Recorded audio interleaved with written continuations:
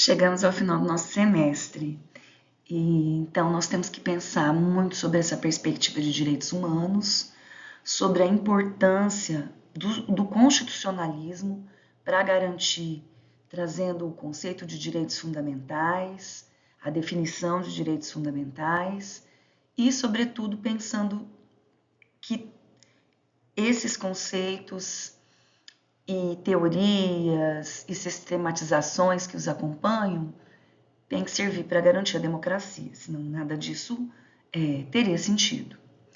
Então, pensando nas violências estruturais, nas perspectivas de gênero, nas perspectivas antirracistas, nas decisões da Corte Interamericana de Direitos Humanos, nós podemos avaliar essa perspectiva dentro do direito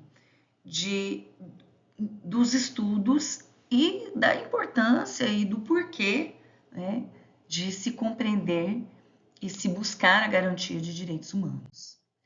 Então, o nosso pacto pedagógico, vamos dizer assim, é compreender a formação histórica de direitos humanos e direitos fundamentais, o que fizemos ao longo do semestre, e hoje problematizar essa democracia material diante das perspectivas raciais, de gênero, classe, sexualidade, entender a aplicação do controle de constitucionalidade e convencionalidade como um método jurídico, ponderando aqui que essa compreensão do controle de constitucionalidade vocês vão estudar de forma mais detalhada nas disciplinas de direito constitucional. E o que a gente fez também desde o início, né? Analisar as decisões da Corte Interamericana de Direitos Humanos sobre as violências estruturais aqui no Brasil e na região, lembrando que é para isso, né, que a gente estuda o direito para tentar vencer as exclusões, as opressões, aquilo que retira direito das pessoas, aquilo que afasta as pessoas da concretização do que é bom, do que é justo, do que é equânime, né? E nesse sentido, o trabalho do sistema interamericano tem sido muito importante. A democracia é uma promessa ou uma prática, né? Eu gosto sempre de partir dessa pergunta. É possível democracia sem equidade, sem opressão? É possível democracia numa comunidade, numa sociedade que seja racista ou LGBTfóbica? E a democracia, ela se faz numa sociedade que pessoas ainda trabalham na condição de escravos, né? De pessoas empobrecidas, vulneráveis e por isso exploradas, pessoas que trabalham sem direito a uma carteira de trabalho e previdência social, sem registro, né, oficial, formal da sua relação de trabalho, por isso também distantes, né, da concretização de direitos previdenciários. É possível uma democracia que tolera violências estruturais, né? Então, essa pergunta, ela é uma pergunta filosófica, sociológica, mas ela também é uma pergunta que vem do direito constitucional, né? Há direitos, estão garantidos na Constituição. Mas quem consegue exercer esses direitos, né? E essa é uma grande preocupação na perspectiva de direitos humanos. Fazendo um mapa de leitura, considerando a Constituição e o direito internacional, nessa perspectiva também de proteção de direitos humanos, nós temos a Constituição de 88, garantindo, sobretudo, a dignidade humana, a igualdade material entre homens e mulheres, a proteção de direitos sociais, a proteção da cultura e da existência e vivência de povos tradicionais, originários. Ao mesmo tempo, nós temos os tratados de direitos humanos nesse contexto, sobretudo a Convenção Americana de Direitos Humanos, a CEDAW, a Convenção Belém do Pará, as normas da Organização Internacional do Trabalho, como exemplos, né, de tratados internacionais tão importantes. Temos, sem dúvida alguma, hoje um compromisso com uma perspectiva interseccional, de olhar não só para as violências, mas quem são as pessoas que são as vítimas dessas violências e como elas são atravessadas por interseccionalidades.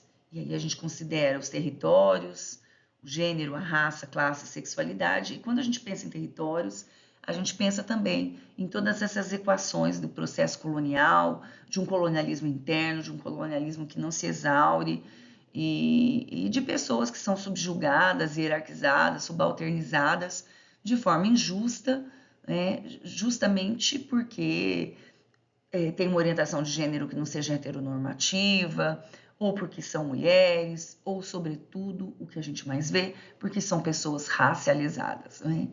E também uma questão também de classe social e econômica que permite também que por isso essas pessoas sejam até invisibilizadas, né? E as violações de direitos que lhes acomete não sejam sequer percebidas pelo próprio Estado.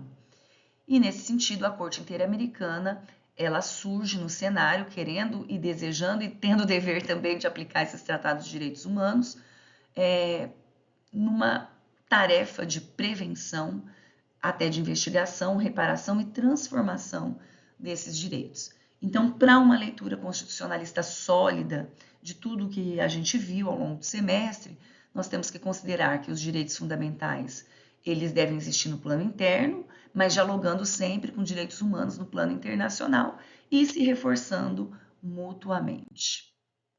As raízes constitucionais dos direitos humanos não podem se apartar de uma perspectiva de um constitucionalismo social até esse momento de internalização de direitos humanos.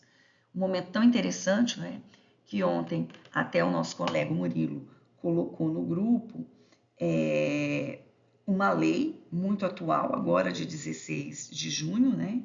Estou até aqui buscando o número da lei. Vamos ver se vai abrir aqui, que é a Lei 13.434, que cria no âmbito do Conselho Nacional de Justiça o Departamento de Monitoramento e Fiscalização das decisões dos sistemas internacionais de direitos humanos. Não é só da Corte Interamericana de Direitos Humanos, mas da Corte Internacional de Justiça, do Tribunal Penal Internacional, enfim, de todos os tribunais internacionais que tenham decisões nessa perspectiva de proteção internacionalizada de direitos humanos. Isso é muito importante.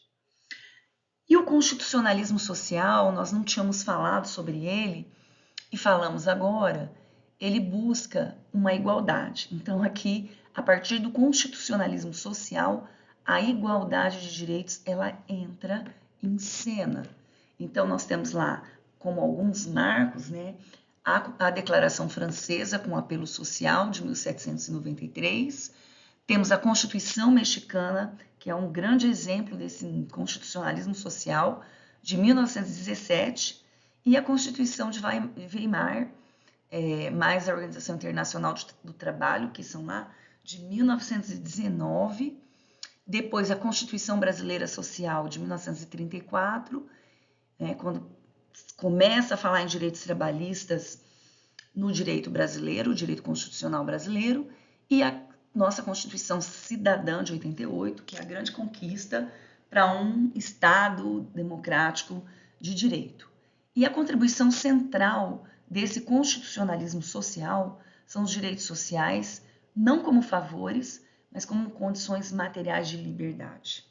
Não adianta se falar em liberdade, fraternidade, igualdade, se direitos mínimos, se direitos sociais, direitos trabalhistas, direitos previdenciários, a garantia de uma jornada digna de trabalho, de um descanso semanal remunerado, não forem garantidos.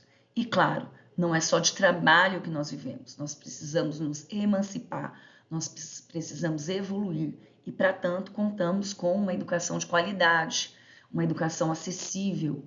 E, claro, né, precisamos ter acesso à proteção da nossa saúde e precisamos da saúde e da assistência compondo uma gramática de cidadania. E por isso a saúde pública, por isso o Sistema Único de Saúde, que é um modelo brasileiro, mas não é um modelo em tantos países como o próprio Estados Unidos, que tem um acesso à saúde muito caro, e todo particular, todo privado. Então, a igualdade formal, também entre homens e mulheres, como está na Constituição de 88, ela também vai ser insuficiente se não houver redistribuição de renda, reconhecimento de direitos das mulheres de verdade e não no plano teórico. Então, esse constitucionalismo social, ele nasce sem perspectiva de gênero, uma cidadania social ainda racializada, patriarcal, colonial, e aí vem, né, com a evolução do direito que a gente já discutiu, que ela não acontece num passo de mágica, mas por um trabalho árduo das pessoas que estão envolvidas em movimentos sociais, trazendo críticas, como, por exemplo, a crítica do movimento feminista, a crítica do movimento negro, que amplia o sujeito constitucional, né, e mostra que o direito tem que atuar trazendo essas garantias.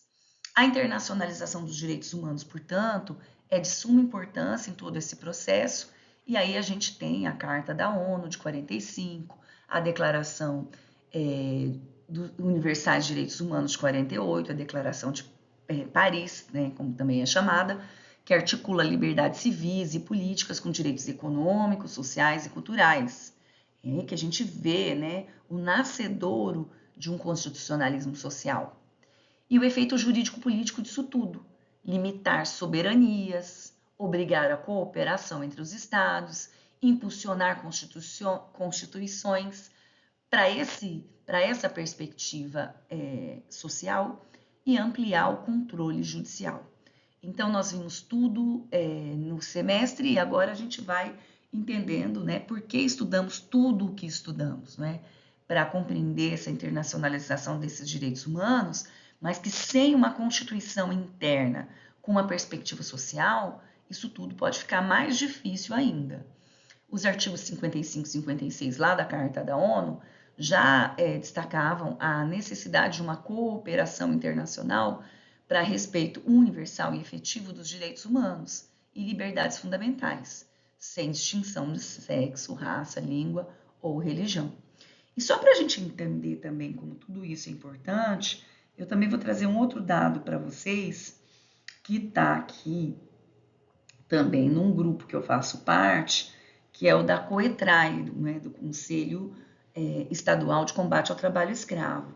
Só para vocês saberem, né, em apenas 8 dias no Tocantins, e eu estou gravando essa aula aqui em 15, 16, 17, 18 de junho, nós tivemos resgates de trabalhadores em condições análogas à escravidão ou condições mesmo como escravos mesmo, em 3 alvos no Tocantins. Em 8 de junho, um trabalhador de uma marmoraria em Porto Nacional. Em 11 de junho, 3 trabalhadores numa carvoaria em Almas, no Tocantins. E dia 16, 4 trabalhadores numa fazenda em Porto Nacional que trabalha com pecuária. Então vejam, pessoal, se mesmo, né, com todo esse debate jurídico, acadêmico, toda essa perspectiva internacional, o fato é que a realidade nua e crua é de violações muito graves de direitos humanos debaixo dos nossos olhos. Então, precisamos, né, ter todo esse arcabouço teórico muito bem sedimentado para que a gente possa ser agente de combate a essas violações de direitos humanos. Imagino que vocês tenham optado pelo estudo de direito pensando e desejando uma sociedade melhor. E vocês vão poder ser instrumento disso tudo, compreendendo, sobretudo, a realidade triste ainda que nos cerca. Direitos humanos e direitos fundamentais, então, nós temos uma matriz constitucional. Direitos positivados na Constituição brasileira, aplicação imediata, conforme o artigo 5º, parágrafo 1º da Constituição. Nessa perspectiva de dignidade, igualdade e objetivos fundamentais da República. Mas vimos demais, todo mundo já, né, não tem mais dúvida sobre isso. Existe uma matriz internacional que fundamenta tudo isso, que garante tudo isso, que traz tratados e costumes de direitos humanos, monitoramento internacional e responsabilidade do Estado, interpretação pró persona e diálogo entre cortes. Falamos sobre todos esses conceitos, né? Porque quem está no cerne dos direitos é a pessoa humana e a interpretação tem que ser sempre para garantir, para proteger a dignidade e os direitos da pessoa humana. O direito só tem razão de ser nessa perspectiva. Sobre os status dos tratados de direitos humanos, debatemos bastante. O parágrafo 2º do artigo 5º, direitos expressos não exclui outros decorrentes de tratados. O parágrafo 3º, tratados de direitos humanos aprovados com rito qualificado equivalem à emenda constitucional. Discutimos o recurso extraordinário 466343 do STF, que traz, né, uma mudança de posicionamento, trazendo os tratados de direitos humanos sem rito qualificado para um status supralegal ali entre a Constituição Federal e as leis infraconstitucionais ou ordinárias, e o controle de convencionalidade. Aliás, essa lei agora do dia 16, trazendo essa criação de um sistema de monitoramento no CNJ, nada mais é do que a efetivação desse controle de convencionalidade, porque os tratados internacionais, aliás, os organismos internacionais protetivos de direitos humanos, eles aplicam as convenções internacionais e nós temos que monitorar, né, o cumprimento pelo Brasil. Então, nós vamos compatibilizar os atos internos, as decisões aqui do Brasil com a Convenção Americana de Direitos Humanos, com as jurisprudências da Corte e também da Corte Internacional de Justiça, ligada ao sistema ONU e tantas mais. E nesse contexto também dos direitos sociais, surge também o direito de greve, né, como uma liberdade coletiva e justiça social. E aí a gente tem a Constituição Federal, lá no artigo 9º, que assegura o direito de greve, competindo aos trabalhadores decidir sobre a oportunidade de exercê-lo e os interesses de defender. Isso porque um mecanismo para que direitos trabalhistas e sociais sejam mesmo efetivados. Então, o direito de greve dos servidores públicos também existe, também é previsto no artigo 37, inciso 7º da Constituição, e o STF, por vários mandados de injunção, reconheceu a omissão legislativa de ter uma lei para a greve de servidores públicos. Então, aplicou ao que couber a Lei 7.783 de 89, também para os servidores públicos, né, que é a lei que traz o direito de greve para trabalhadores nas relações de direito privado. Então, a greve é um direito fundamental, instrumental, torna possível a disputa por condições materiais de dignidade das pessoas trabalhadoras. E isso vem a partir dessa perspectiva de uma Constituição social. Aqui também é um tema importante que foi debatido no STF, o tema 531, sobre o desconto dos dias parados, e foi uma tese de repercussão geral, né, uma não das primeiríssimas, mas das primeiras, e a administração pública deve proceder ao desconto dos dias de paralisação decorrentes do exercício do direito de greve, em virtude de suspensão do vínculo funcional, permitida a compensação em caso de acordo coletivo. O desconto vai ser incabível se demonstrado que a greve foi provocada por conduta ilícita do poder público.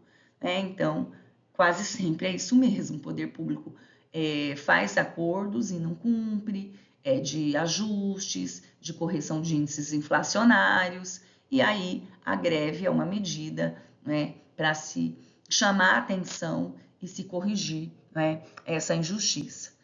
Aqui, se a gente estivesse em sala de aula, a gente podia até fazer um diálogo, né, sobre a continuidade do serviço público como princípio, como direito fundamental, mas também a possibilidade de negociação coletiva, de recomposição do calendário para compensar os dias parados, em relação à universidade, autonomia universitária, proteção contra coações, e a diferença entre greve abusiva e o exercício regular de um direito.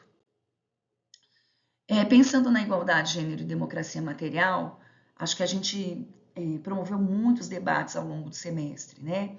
Mas um importante ponto é entender que a igualdade formal ela não vai se concretizar sem essa perspectiva internacional e decolonial.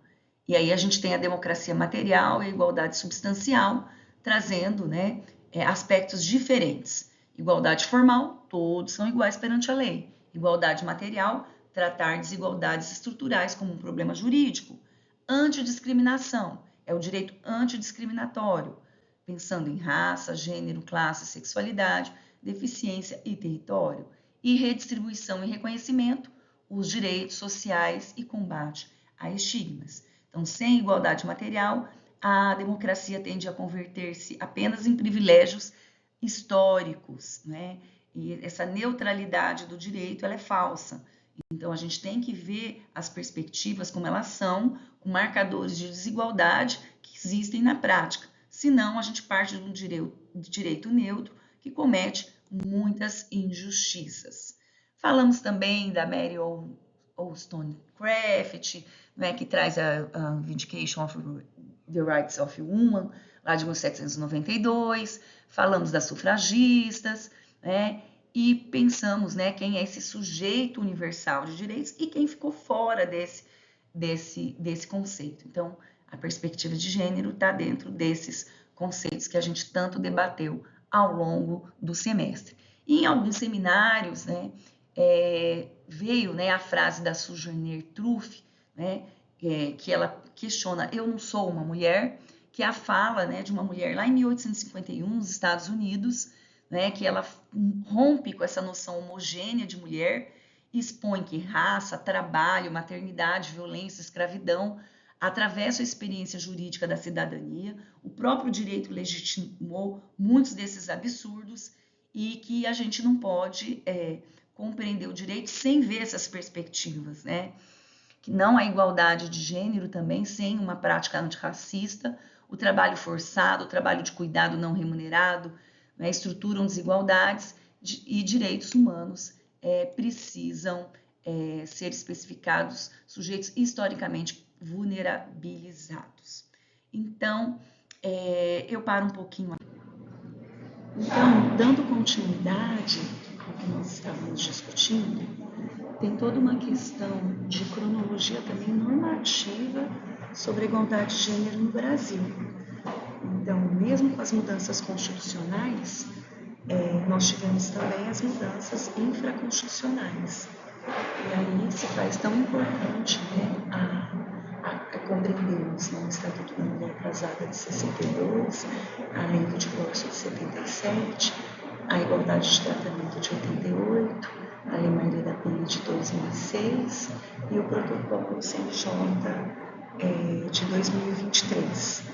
Então, a gente vai vendo mudanças normativas que elas refletem as mudanças também de cultura, as mudanças sociais e, como eu sempre digo, né, um apelo muito forte dos movimentos sociais para que essas mudanças realmente aconteçam.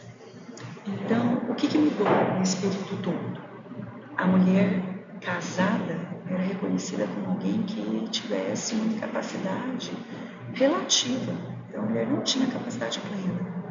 E a igualdade de direitos e deveres na sociedade em geral não era equânime. E a mulher era obrigada a usar o sobrenome do marido, não tinha tanta liberdade, autonomia na hora da escolha do regime de bens. Mudou também a idade móvel, né? Hoje é 16 anos, tanto para homens quanto para mulheres. E não se falava em poder familiar, se falava em pátrio poder. Então a gente precisa, né, hoje, de compreender que essa leitura igualitária, ela não existia no direito brasileiro e nas constituições anteriores a 88. Mas o que ainda permanece, né, como desafio? A desigualdade de cuidado, de renda, a violência doméstica institucional, a reprodução de estereótipos, né, investigações e julgamentos. Então, na Carta das Mulheres aos Constituintes, Lélia Gonzalez, por exemplo, apresenta esse documento e ela diz que, né, tem tantas coisas tão importantes que ela levou nesse documento, nesse discurso que ela fez no Poder Constituinte, lá no próprio Congresso Nacional, que o país só será verdadeiramente democrático quando, sem prejuízo de sexo, raça, cor, classe, orientação sexual, crédito, condição física ou idade, houver tratamento igual e oportunidade. Isso foi em 87. Então, e aí a Lélia Gonzalez traz outros aportes, como o conceito de americanidade, como categoria de leitura histórica e política, a mulher afro-latino-americana no centro da crítica democrática, o constitucionalismo que reconhece colonialidade, racismo e sexismo. E tudo isso está presente nas normativas internacionais. Tanto que, tanto a CEDAW quanto a Convenção de Belém do Pará vão ter qual propósito? O de eliminação das discriminações contra as mulheres em todas as esferas, obrigando políticas públicas, ou seja, medidas legislativas, administrativas e educacionais, condições de trabalho seguro, proteção de saúde, das condições laborais das mulheres. E a Convenção de Belém do Pará, ela traz exatamente isso, o direito de toda mulher a uma vida livre de violência e o dever do Estado de prevenir e erradicar toda e qualquer violência. O artigo 9 da Convenção de Belém do Pará, ele traz lá escrito, expresso, expressa, aliás, a preocupação com a interseccionalidade, porque expõe a vulnerabilidade agravada por questões de raça, etnia, migração e outros fatores. Então, a própria Convenção de Belém do Pará é uma normativa internacional que enxerga as interseccionalidades. E, então, esse julgamento com perspectiva de gênero, que é a grande perspectiva de direitos humanos da contemporaneidade, ela exige identificar os estereótipos, avaliar as assimetrias de poder, ter provas sem vitimização, considerar raça, etnia e classe, o que não é parcialidade, nem privilégio das mulheres, nem ideologia punitiva, mas muito ao contrário, é reconhecer a realidade das coisas, como são as relações sociais, as relações jurídicas, e tentar levar para o sistema de justiça de modo que o sistema de justiça devolva o julgamento com perspectiva de gênero, não anulando a imparcialidade, mas tornando visíveis desigualdades que antes, por uma neutralidade abstrata, eram ocultadas. Aí a gente tem o feminismo negro, comunitário, decolonial, Angela Davis, Lélia Gonzalez, Julieta Paredes, que a gente falou bastante aí durante o semestre, Angela Davis denuncia a escravidão, o trabalho doméstico, explorado, o racismo, o sufragismo, e mulheres operárias precisando de direitos específicos. E a Lélia Gonzalez traz o conceito de americanidade, identifica e categoriza essa mulher afro, latino-americana, que é racializada, que é marginalizada, que está lá na base da pobreza, e critica um racismo constitucional quando ela critica, inclusive, o próprio mito da democracia racial no Brasil. E a Julieta Paredes traz aportes do feminismo comunitário, que é despatriarcalizador, antirracista também, anticlassista, desheteronormativo, porque esse feminismo compreende que os direitos e deveres eles vêm a partir de uma realidade comunitária. Então, o trabalho de cuidado, o trabalho com seus direitos respectivos assegurados, são temas que vão fortalecer a própria democracia. O cuidado é tema de direitos humanos, porque ele é condição para a reprodução de vida, ele é historicamente feminizado e racializado, então as pessoas que são hierarquizadas, elas são colocadas como uma força de trabalho não remunerada ou mal remunerada, e sobrecargas, elas reduzem renda, tempo, participação política e saúde. E os sistemas integrais de cuidado conectam saúde, emprego, educação e proteção social. Então, essa constituição social ela é importantíssima, porque é ela que vai garantir essa perspectiva realmente humana. E fazendo uma ligação com a Corte Interamericana de Direitos Humanos, nós temos que as reparações devem considerar projetos de vida, impactos familiares, a violência institucional atinge vítimas diretas e familiares, o trabalho precário e riscos laborais revelam discriminações estruturais. E aí a gente viu no sistema interamericano essas violências estruturais, desde a teoria constitucional até a análise de casos, Vimos como é que essa responsabilidade estatal se forma, desde a petição da denúncia internacional feita por vítimas, familiares, com o apoio de organizações de direitos humanos, e depois a admissibilidade do mérito dessa denúncia na Comissão Interamericana, que verifica requisitos, fatos, violações, depois a sentença vinculante pela Corte para os estados que aceitam a jurisdição da Corte e todo o sistema de reparação, indenização, investigação, garantias de não repetição e políticas públicas. Então, se a gente tivesse juntos na sala de aula, a gente podia, né, relembrar esses pontos que são tão importantes. Quem sofreu a violação? Quem é a vítima? Qual era o contexto histórico social daquele país violador dos direitos dessa vítima ou dessas vítimas? Que direitos constitucionais e convencionais deveriam ter sido atendidos para evitar essa violação de direitos humanos? E que estruturas, né? Que padrão de gênero, de raça, classe, sexualidade, o etarismo também, o capacitismo, ou também em que territórios estão essas pessoas? Eram pessoas ribeirinhas? Eram pessoas que viviam em comunidade? Uma comunidade quilombola, uma comunidade indígena?